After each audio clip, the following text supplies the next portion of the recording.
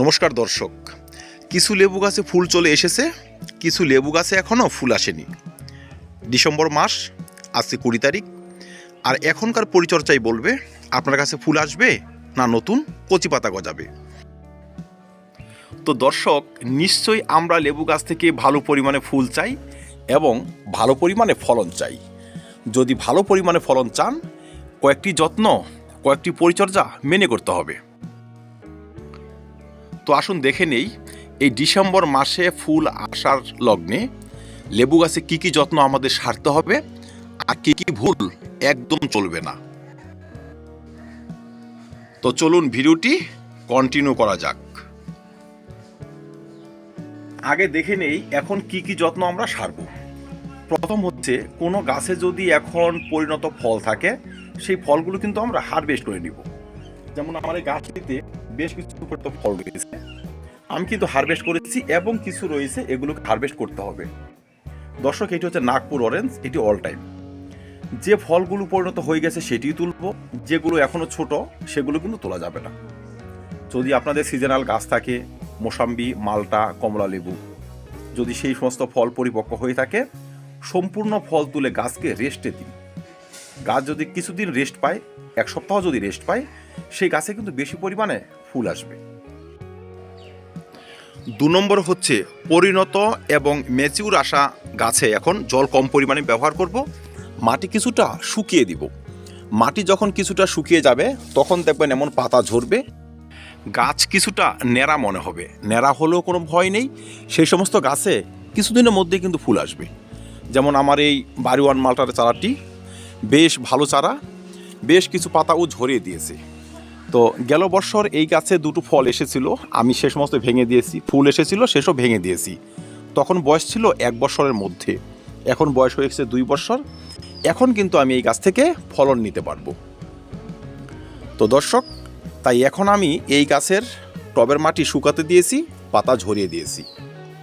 মনে রাখবেন, পাতা ঝরাবেন, মাটি শুকাবেন তাই বলে গাছ শুকিয়ে ফেলবেন না। সামান্যটুকু মশার ভাব, যেইটুকু মশার ভাব ধরে রেখে গাছ জীবিত থাকতে পারবে, সেইটুকু আবার দিয়ে যেতে হবে। 3 নম্বর হচ্ছে, কিছু কিছু লেবু গাছের ডাল শুকাতে দেখা যায় এই সময়। এই সময় যদি ডাল শুকিয়ে যায় তবে ফলন হবে কোত্থেকে, ফুল আসবে কোথায়? দর্শক, ডাল শুকিয়ে যায় কয়েকটি কারণে। যখন আমরা এক্সেস ওয়াটারিং করি, তার সাইড এফেক্ট এখন এসে পড়ে, ডাল শুকাতে শুরু করে, শিকড়ে সংক্রমণ থাকে। তারপর যদি এই যে পাতা ঝরাবো বলে জল দেওয়া একদম স্টপই করে দিলাম, ধীরে ধীরে ডালগুলো কিন্তু শুকিয়ে আসতে শুরু করে, ডাইব্যাক চলে আসে। সেসবও করা যায় না, মশার ভাব মেনটেন্স করতে হবে, সামান্য জল তো দিতে হবে, টবের গাছ তো। যাই হোক, যদি আপনাদের গাছে ডাল শুকানো রোগ দেখা যায় বা তেমন লক্ষণ দেখেন আপনারা শিকড় চিকিৎসা কিন্তু একটু সারবেন এই ফুল আসার আগে। শিকড় চিকিৎসাটা এইভাবে সারা যায়, আপনি সামান্য একটু ছত্রাকনাশক গুলে টরমারিতে ঢেলে দেবেন। ব্যাবিস্টিন হতে পারে, 1-1.5 লিটার জল নেবেন, 2 গ্রাম মাত্র দিয়ে দেবেন। এতে শিকড় যদি রোগের সংক্রমণ থাকে সেটি সেরে যাবে। 2 নম্বর হচ্ছে পটাশিয়াম হিউমেট। পটাশিয়াম হিউমেট হচ্ছে পটাশিয়াম এবং হিউমিক অ্যাসিডের মিশ্রিত একটি সোর্স। এটি ডাইব্যাকের হাত থেকে গাছকে রক্ষা করা, শিকড়কে স্বাভাবিক বার বৃদ্ধিতে সহায়তা করা, এই ধরনের কাজগুলো কিন্তু ভালো করে করে। ধরুন এখন যদি আমাদের গাছে ফল না থাকে বা সে অল টাইম গাছে 2-4টে ফল থেকেই গেল, কোনো সমস্যা নেই। 1 লিটার জল নেব, 2 গ্রাম পটাশিয়াম হিউমেট নেব বা হিউমিক অ্যাসিড নেব, টরমারিতে এই সময় ঢেলে দিব।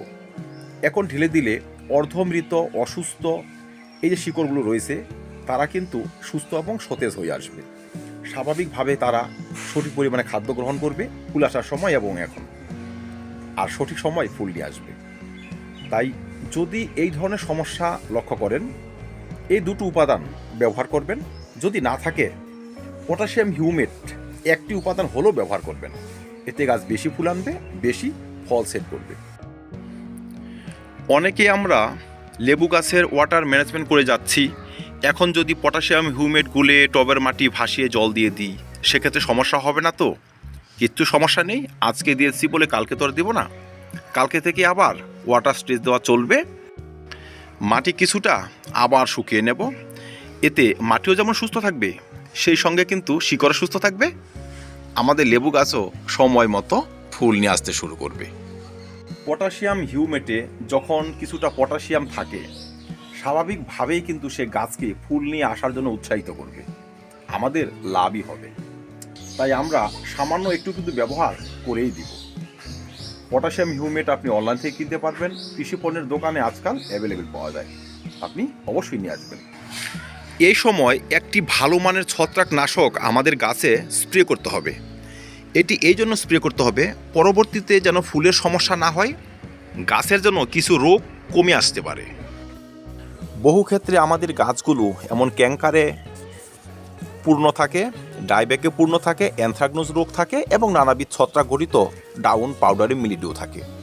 তো ভালো মানের একটি ছত্রাকনাশক যদি আমরা এখন স্প্রে করে দিই, তবে এই সমস্ত রোগ যেমন সেরে যাবে, পরবর্তীতে কিন্তু গাছ ফুল নিয়ে আসতে উৎসাহিত হবে। অসুস্থ গাছ কোনোভাবে আপনাকে ভালো পরিমাণে ফলন এনে দেবে না। আমি সব সময় হাতের কাছে এমিস্টার টপ রাখি, এর রেজাল্ট মোটামুটি ভালো। ছাদ বাগানে সব গাছে আমি এটি স্প্রে করি এই সময়, বিশেষ করে ফুল আসার আগে। তো আপনারা যদি এমিস্টার টপ হাতের কাছে রাখেন, সেক্ষেত্রে 1 লিটার জল নেবেন, 1 ml এমিস্টার টপ গুলে গাছে স্প্রে করে দিন। আপনার গাছ থাকবে নিরোগ গাছে কিন্তু বেশি পরিমাণে ফুল নিয়ে আসবে। এই সময় ভালো পরিমাণ ফুল যদি চান, সেক্ষেত্রে আপনারা কিন্তু একটি ভালো পরিমাণে মিক্সার গাছে স্প্রে করতে পারেন, যেখানে থাকবে খাদ্য এবং অনুখাদ্যের সোর্স।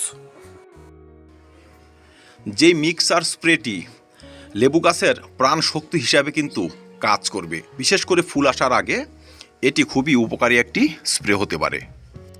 এটি ব্যবহার করলে এখন যেমন ফুল আসবে, ফুল আসার পর সেই সমস্ত ফুল আবার গাছে ধরেও থাকবে।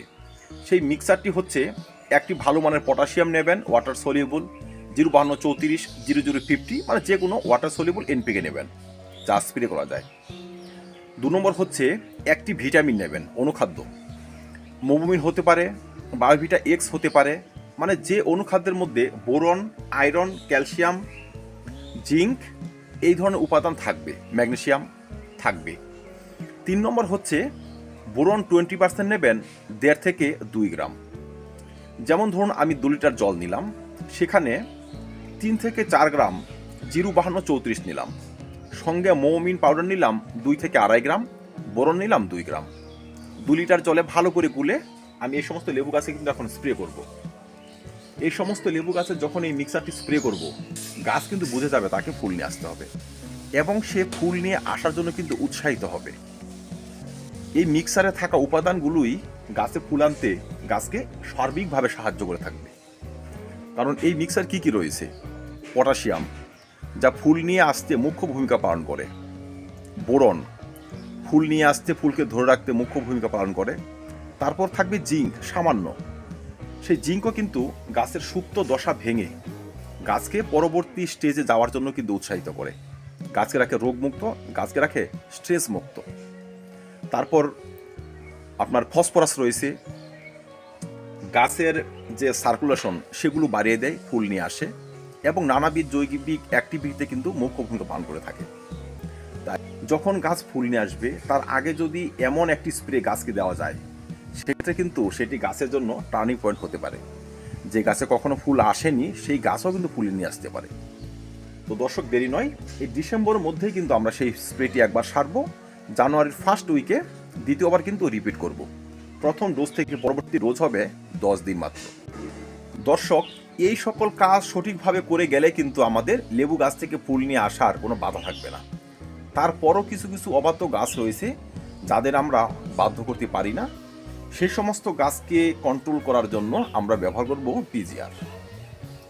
পিজিআর হিসাবে আপনারা বুস্টার 2 যদি হাতের কাছে রাখেন, খুব ভালো হয়। এটি ফুল আসার আগে একটি পারফেক্ট পিজিআর হতে পারে। বিজ্ঞাপনী প্রচার ভাবেন না কেউ, এই পিজিআর ব্যবহার করে আমি যথেষ্ট সফল, সাকসেস। যদি হাতের কাছে থাকে অবশ্যই ব্যবহার করবেন। ছাদ বাগানীদের পরিচিত ব্র্যান্ড মিরাকুলনও কিন্তু এই সময় ব্যবহার করতে পারেন। মনে রাখবেন, সব পিজিআরের রেজাল্ট কিন্তু সব সময় এক হয় না। আমি যেটাতে ভালো রেজাল্ট পেয়েছি, আমি কিন্তু সেটি আপনাদের কাছে শেয়ার করব। আমরা 1 লিটার জল নেব, 1 ফুটা বুস্টার 2 নেব, ডিসেম্বরের লাস্ট বা জানুয়ারির ফার্স্ট উইকের মধ্যে গাছে একবার স্প্রে করব, তার 10 দিন পর আরেকবার, তার 10 থেকে 15 দিন পর আরেকবার, 3 বার আমরা স্প্রে করব। প্রথম ডোজ স্প্রে করার পর যদি গাছে 2-4টে ফুল দেখা যায় তারপরও স্প্রে করব। ফল যখন গাছে সেট হয়ে যাবে তখনও কিন্তু আরেকবার স্প্রে করব। এতে ফল ধরে থাকবে এবং ভালো পরিমাণ লেবুর ফলন হবে। আর পিজিআর ব্যবহার করার আগে অন্যান্য পরিচর্যাগুলো কিন্তু আমাদের সঠিকভাবে সারতে হবে, তবেই পিজিআর তার অ্যাক্টিভিটি দেখাবে। পিজিআরের মাধ্যমে আমরা প্রচুর পরিমাণে ফুল নিয়ে আসতে পারবো। এবার চলুন দেখে নেই এই সময় আমাদের কি কি ব্যবহার করা চলবে না। প্রথমে হচ্ছে খাদ্য হিসেবে আমরা টবের মাটিতে এক্সেস খাবার ব্যবহার করতে পারবো না। নাইট্রোজেনযুক্ত সার যেমন গাছে স্প্রেও করতে পারবো না, সেই সঙ্গে টবের মাটিতেও ব্যবহার করতে পারবো না। 2 নম্বরে হচ্ছে এক্সেস জল, গাছের পুষ্টির জন্য এক্সেস ওয়াটারিং এখন করা যাবে না, এতে নতুন কচি পাতা গজাতে পারে, ফুল নাও আসতে পারে। 3 নম্বরে হচ্ছে এখন গাছের রিপোর্টিং এবং ছাঁটাই দুটোই করা যাবে না। রিপোর্টিং ছাঁটাই করার সময় চলে গিয়েছে। যে গাছে কোনোভাবেই ফুল আসছে না সেই গাছ যদি অর্ধমৃত অবস্থায় থাকে আপনি ফেব্রুয়ারির মধ্যে এই গাছ রিপোর্টিং এবং ছাঁটাই করতে পারবেন। এই সময় কিন্তু করা যাবে না। এই সময় গাছ শেডের নিচে রাখা যাবে না বা অন্য গাছের ছায়াতে রাখা যাবে না, এতে গাছের পুষ্টিতে ব্যাঘাত ঘটবে, গাছ কম পরিমাণে ফুল নিয়ে আসবে। অনেক সময় গাছকে অত্যাধিক যত্ন করি, কয়দিন পর পর খাবার দিই, মাটি খুঁচিয়ে খুঁচিয়ে সার প্রয়োগ করি, সেসব করা যাবে না। এখন গাছের শিকড় কোনোভাবেই কাটা যাবে না। দর্শক, গাছ থাকবে এখন রেস্টে। ফুল আসার আগে যে সমস্ত পরিচর্যা করতে হয় সেইটুকুই করতে হবে, আদার্স কিচ্ছু নয়। এইটুকু করুন। ডিসেম্বরের লাস্ট থেকে ফেব্রুয়ারি এবং মার্চের ফার্স্ট উইক পর্যন্ত গাছে কিন্তু ফুল আসার সময় থাকে। প্রতিটা গাছ তখন ফুল নিয়ে আসতে পারে। পরিচর্যা সঠিক হলে, যত্ন সঠিক হলে এবার আপনার গাছও ফুল নিয়ে আসবে এবং ভালো পরিমাণ লেবুর ফলন অবশ্যই হবে। তো ধন্যবাদ দর্শক। লেবু চাষ সম্বন্ধিত আরও ভিডিও চ্যানেল রয়েছে, সেসব দেখে নেবেন। চাষ ব্যবস্থা একদম ইজি হয়ে যাবে। যদি কোনো কমেন্ট থাকে কমেন্ট করবেন, নিজের অভিজ্ঞতা দিয়ে যথেষ্ট উত্তর দেওয়ার চেষ্টা করব। ধন্যবাদ। দেখা হবে অন্য ভিডিওতে অন্য কোনো টপিক নিয়ে। ভিডিওটি ভালো লাগলে লাইক এবং শেয়ার করবেন, চ্যানেল সাবস্ক্রাইব করে পাশে থাকবেন। ভিডিও দেখার জন্য অসংখ্য ধন্যবাদ।